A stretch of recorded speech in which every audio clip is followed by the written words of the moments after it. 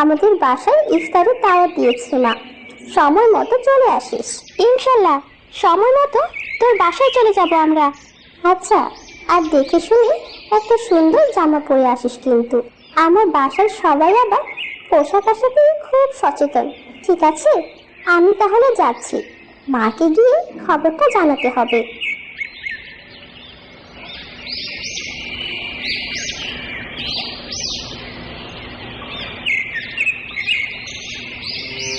আজ সন্ধ্যায় কি ইফতারি করব? ঘরে তো চাল ডাল মুড়ি কিছুই নাই। তোর বাবা খাবার বাঁচানোর জন্য কাল রাতে সেহরিও ঠিক মতো খায় নাই, সকালে না খাইয়ে কাজ খুঁজতে বেরিয়ে পড়ছেন। চিন্তা করো না মা, আল্লাহ আগে থেকে আমাদের রিজিকের ব্যবস্থা করে রেখেছেন। রিমুদের বাসায় আমাদের সবাইকে ইফতারে দাওয়াত দিয়েছে। আলহামদুলিল্লাহ, আল্লাহর দরবারে হাজার শুকরিয়া যে তিনি আমাদেরকে অভুক্ত থাকতে দেননি। বাবা এসেছে মনে হয়, আমি দরজাটা খুলে দিচ্ছি।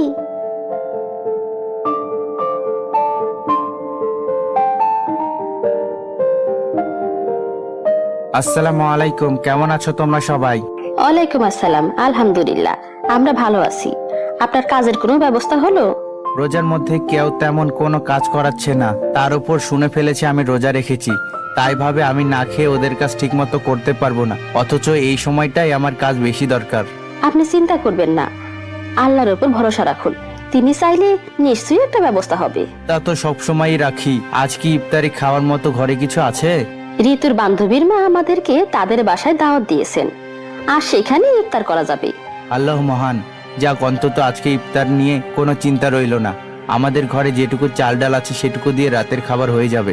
রিমু বলেছে ওর মা পোশাক আশাক নিয়ে অনেক সচেতন, আমাদের ভালো জামা কাপড় পরে যেতে হবে। বেশ ভালো কথা, আল্লাহ তার বান্দাদের পরিপাটি দেখতে পছন্দ করেন, আমরা আমাদের সাধ্যমতো ভালো পোশাক পরে যাব।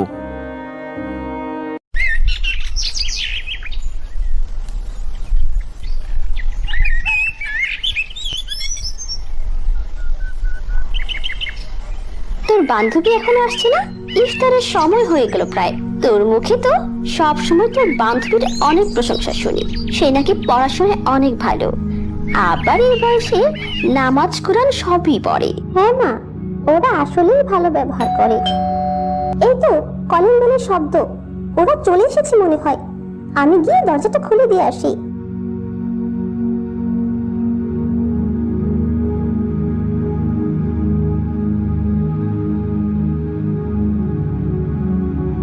আসসালামু আলাইকুম, কেমন আছেন আপনারা সবাই? ওয়ালাইকুম আসসালাম, আমরা ভালো আছি, আপনারা ভালো আছেন? আলহামদুলিল্লাহ, আল্লাহর রহমতে ভালো রেখেছেন। বুয়া, খাবারগুলো নিয়ে এসে টেবিলে সাজিয়ে দাও, ইফতারের সময় হয়ে যাচ্ছে। আজানের বেশিক্ষণ দেরি নাই, চলুন আমিও আপনাকে সাহায্য করি। কাজের লোক থাকতে আপনি মেহমান হয়ে এসব কাজ করতে যাবেন কেন? অসুবিধা নাই ভাবি, উনিও তো রোজা রেখেছেন, দুজন মিলে কাজ করলে তাড়াতাড়ি শেষ হবে। চলুন আমরা দেরি না করি।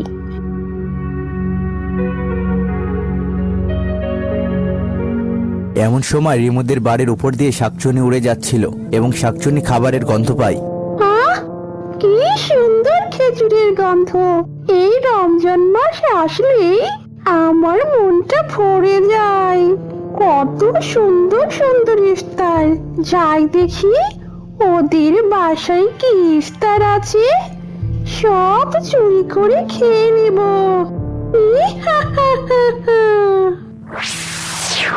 ঋতুর পরিবার হাত মুখ ধোয়ার জন্য বাইরে গেল, শাকচুনি এসে এক নিমিষেই সব খাবার খেয়ে ফেললো।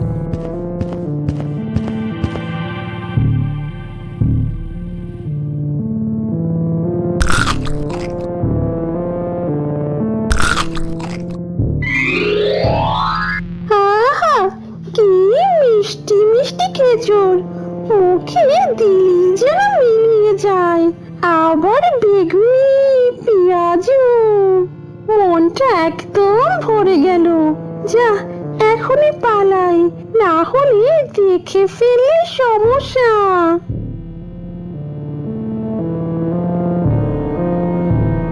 শাকচুন্নি দ্রুত উড়ে পালায়, সবাই ফিরে এসে দেখে খাবারগুলো উধাও। হায় হায় মা, আমাদের সব খাবারগুলো কোথায় গেল? এখনই তো দেখে গেলাম। তাই তো, সব খাবার কোথায় গেল? কি অদ্ভুত কাণ্ড! আমরা তো সামান্য সময়ের জন্য বাইরে গিয়েছিলাম। আজানের সময় হয়ে যাচ্ছে ভাবি, দেখবেন আল্লাহ নিশ্চয়ই একটা না একটা ব্যবস্থা করবেন। আল্লাহর উপর ভরসা রাখুন। এই সময় বুয়া হঠাৎ করে বলে ওঠে, রান্নাঘরে কিছু খাবার রাখা আছে, প্রয়োজনে সেখান থেকে আনতাম। আলহামদুলিল্লাহ, বললাম না আল্লাহ আমাদের অভুক্ত রাখবেন না।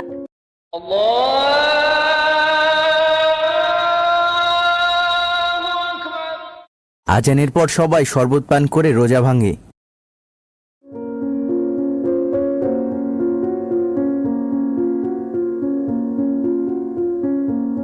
আলহামদুলিল্লাহ, সব খাবারই অনেক সুস্বাদু হয়েছে।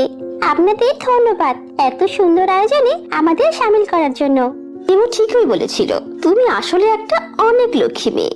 তারপরে তারা ইফতার সম্পূর্ণ করে আর আল্লাহর শুকরিয়া আদায় করে। চলেন ভাই, আমরা একটু আলাদা বসে গল্প করি। আচ্ছা ঠিক আছে, চলুন।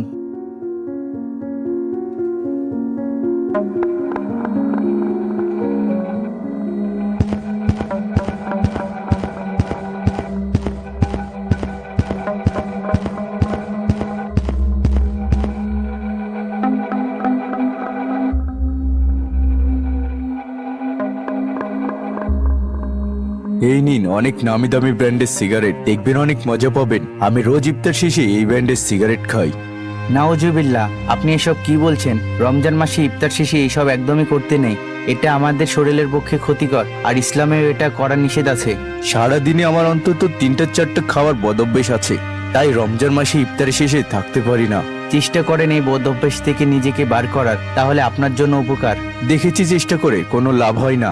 আপনি না খেতে চাইলে নিচে যান।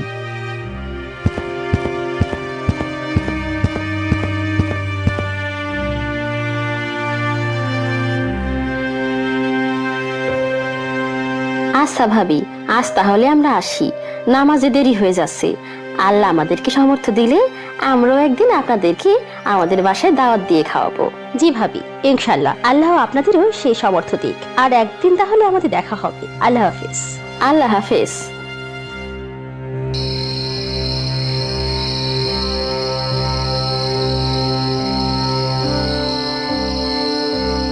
যাক, আপদ বিদায় হলো। লোকটা পেশায় একজন দিনমজুর জানা সত্ত্বেও আমি তার সাথে ভালো ব্যবহার করলাম, আর সে উল্টো আমাকে শেখাতে আসলো কোনটা ঠিক আর কোনটা ভুল। কি বললে? দিনমজুর? এর জন্যই তো এমন সস্তা জামা পড়েছিল। রিমুকে কতবার বলেছি এমন ছোট লোকদের সাথে না মিশতে। কিন্তু মা, আমাদের বুয়ার স্বামীও তো দিনমজুর ছিল। তাই তো বলি, আমাদের বুয়ার প্রতি তার এত টান কেন? তোর মুখে মেয়েটার ব্যবহারের কথা শুনে ভেবেছিলাম এটা কোনো উচ্চ বংশের হবে। তুই আর কোনোদিন দিনমজুরের মেয়ের সাথে কথা বলবি না।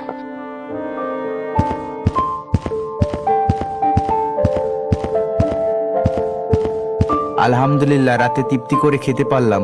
কিন্তু সেহরিতে তো খাওয়ার মতো কিছু নাই। আজও তাহলে কালকের মতো পানি আর 2টা খেজুর খেয়ে রোজা রাখবো। কি মা, পারবি না? হ্যাঁ বাবা, আল্লাহ চাইলে কেন পারবো না। আল্লাহর ওপর বিশ্বাস রাখাটাই হচ্ছে ইমানের আসল পরীক্ষা। সবাই তাহলে ঘুমিয়ে পড়ো, সেহরির সময় উঠতে হবে।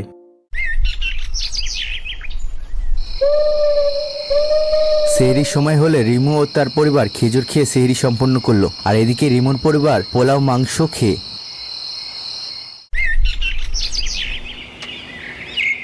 আল্লাহর রহমতে তোর বাবা মনে হয় আজ কাজ পেয়েছে, তাই বাড়ি ফিরতে দেরি হচ্ছে তার। কই ঋতুর মা, এই নাও আজকের বাজার। এই ছোট মাছগুলো ভালোভাবে রান্না করো, আর কিছু মাছ ঋতুর বান্ধবীদের বাড়িতে পাঠিয়ে দিও। ঠিক আছে ঋতু, চল আগে দুজনে নামাজ পড়ি, তারপর সব তাড়াতাড়ি দুজনে গুছিয়ে নেব। আচ্ছা মা, চলো আমরা নামাজ পড়ি, তারপর মাছগুলো রান্না করে রিমুর বাড়িতে দিয়ে আসবো। তারপরে ঋতু সেই রান্না করা ছোট মাছগুলো রিমোর বাড়িতে দেওয়ার জন্য গেল, আর এদিকে গাছের উপর থাকা শাকচুন্নি মাছের গন্ধে অদৃশ্য হয়ে তার কাছে এসে দাঁড়ালো। আমার বাসার সামনে কি ঋতু দাঁড়িয়ে আছে? গিয়ে দেখি তো। কলিং বেল বাজাতে সংকট বোধ করছিলাম, তাই তুই কখন বের হবি সেই আশায় এখানে দাঁড়িয়েছিলাম। এই নে মাছগুলো, আমার মা নিজের হাতে রান্না করে তোর জন্য পাঠিয়েছেন। ধন্যবাদ তোকে। একটা কথা বলি, তুই রাগ করিস না। হ্যাঁ বল। তোদের সাথে কথা বলার পর বাবা মা বলেছে কোনো দিনমজুরের মেয়ের সাথে কথা না বলতে। এটা নিয়ে রাগ করে কি আছে? তোর বাবা মা নিশ্চয় ভালোর জন্য বলেছে এ কথা। তোর সাথে এটাই আমার শেষ কথা। তাহলে ভালো থাকিস আল্লাহ হাফিজ।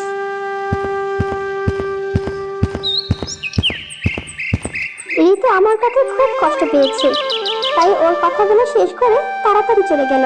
মেয়েটার কথা শুনে অনেক খারাপ লাগছে। ছোট ছোট মেয়েদের বন্ধুত্ব নষ্ট করে দিল। রিমোর মাকে সাহেস্তা করব। এখন আর মাছ খাওয়ার ইচ্ছে নেই। যাই, গাছে গিয়ে ঘুমাই।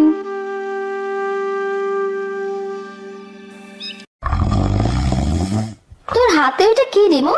দেখি তো, মনে হচ্ছে ছোট মাছের তরকারি। এগুলো আবার কে দিল? আমরা কি এসব খাই নাকি? রেখে দে, বুয়াকে রাতে খেতে দেব।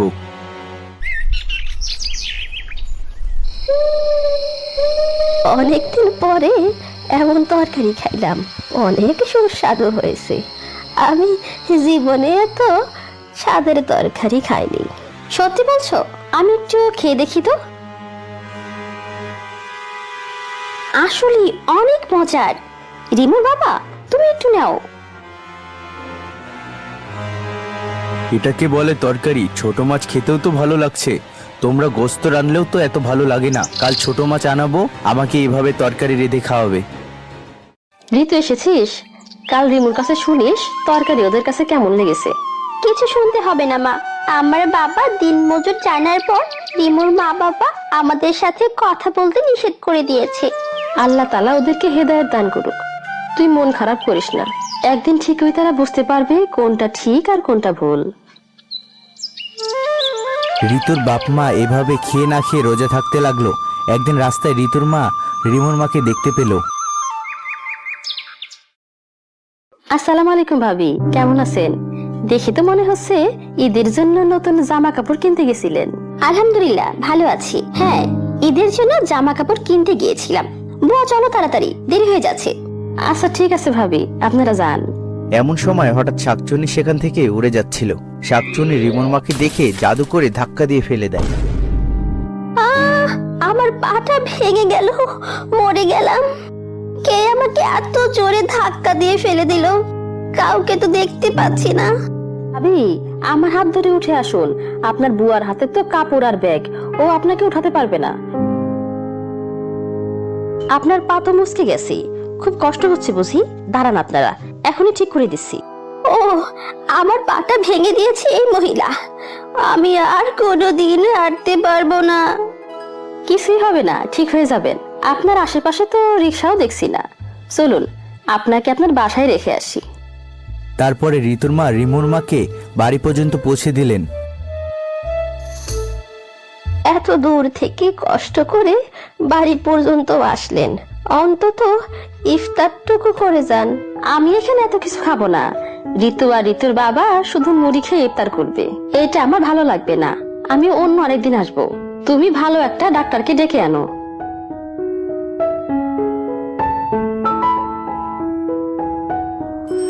সে রাতে ইফতার করার সময় আবারও শাকচুন্নি তাদের ইফতার চুরি করতে আসে।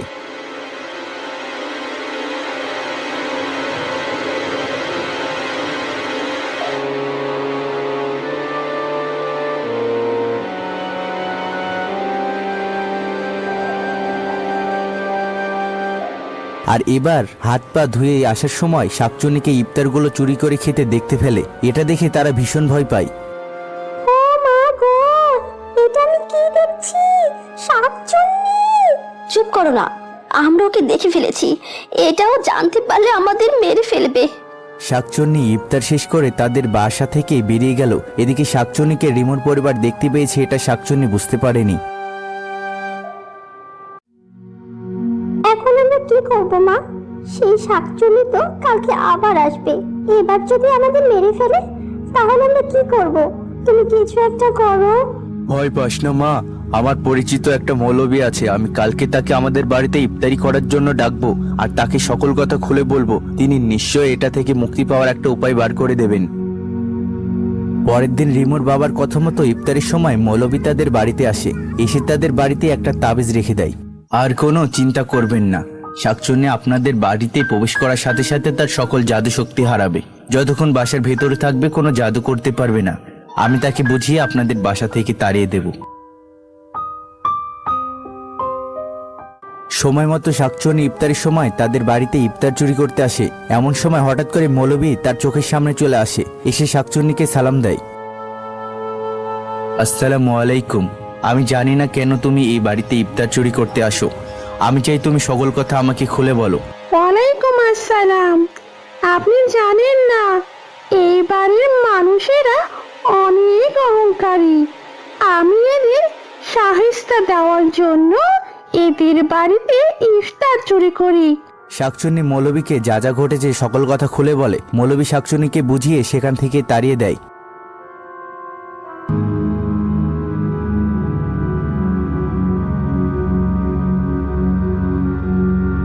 আমি আপনাদের সম্পর্কে সকল কথা শুনলাম। আমি আপনাদের কিছু বলতে চাই। জি মৌলবী সাহেব বলেন। শাকচুন্নিকে তাড়াতে টাকার প্রয়োজন হলে আমাকে বলবেন। কি বলছেন এসব? শুনুন সাহেব, রোজার মূল উদ্দেশ্য হলো শুধু খাবার থেকে বিরক্ত থাকা নয়, বরং গরিব দুঃখীদের কষ্ট বুঝতে শেখা। আমরা যারা প্রতিদিন স্বাচ্ছন্দ্যে খেতে পারি, তাদের অনাহারে প্রকৃত কষ্ট অনুভব করি না, কিন্তু রোজার মাধ্যমে সাময়িক ক্ষুধা ও তৃষ্ণার অভিজ্ঞতা নিয়ে গরিবদের কষ্ট অনুভব করার চেষ্টা করি। এটি আমাদের সহমর্মিতা হতে শেখায় এবং দানশীলতা ও মানবিকতার মানসিকতা গড়ে তোলে। আপনি ঠিক বলেছেন। আমরা আমাদের ভুল বুঝতে পেরেছি। আমরা আজই রিমোর বান্ধবীদের পরিবারকে আমাদের বাড়িতে ইফতারের দাওয়াত দেব এবং তাদের কাছে ক্ষমা চাইব। আমরা বুঝতে পারিনি। আমি রিমুকে ঋতুর সাথে ঘুরতে বারণ করে অনেক বড় ভুল করে ফেলেছি। আমাদের অহংকার করা একদম উচিত না। ঠিক বলেছ রিমুর মা, অহংকারীকে আল্লাহ পছন্দ করে না। এখন থেকে আমরা আর অহংকার করব না। রিমু, মা, আজকে তুই তোর বান্ধবীর বাসায় গিয়ে ওদেরকে দাওয়াত দিয়ে আসবি। আমি আমার দোকান থেকে ওদের জন্য কিছু কাপড় চোপড় নিয়ে আসছি। তারপরে ঋতুর বাপমা আবারও রিমোর বাড়িতে ইফতারের দাওয়াতে আসলো। আপনারা এত আয়োজন করছেন কেন আমাদের জন্য? আমি তো কিছুই বুঝতে পারছি না। আমাদের মাফ করবেন, আপনাদের সাথে অনেক অন্যায় করেছি, তার শাস্তি হয়তো আল্লাহ আমাদেরকে দিয়েছেন। আমাদের পক্ষ থেকে আপনাদের জন্য সামান্য কিছু উপহার। এগুলো পরে এই ঈদটা যদি আপনারা পালন করেন তাহলে আমাদের অনেক খুশি লাগবে, আর আমরা মনে করব যে আপনারা আমাকে ক্ষমা করেছেন। আস্তাগফিরুল্লাহ, কি বলছেন এসব? ভুল তো মানুষেরই হয়, আমরা কিছু মনে করিনি। এবার তুই আর আমি একরকম জামা কাপড় পরে ঈদ করব, আর ঈদ আসার আগ পর্যন্ত তোরা প্রতিদিন আমাদের বাসায় ইফতার করবি। খুব মজা হবে। রোজা শেষ হয়ে যাওয়ার পর ঈদ উল ফিতর চলে এলো। দুই পরিবার একসাথে মিলেমিশে ঈদ উদযাপন করতে লাগলো। হ্যালো বন্ধুরা, ভিডিওটা কেমন লাগলো? যদি ভালো লাগে তাহলে অবশ্যই চ্যানেলটি সাবস্ক্রাইব করবা এবং ভিডিওতে একটা লাইক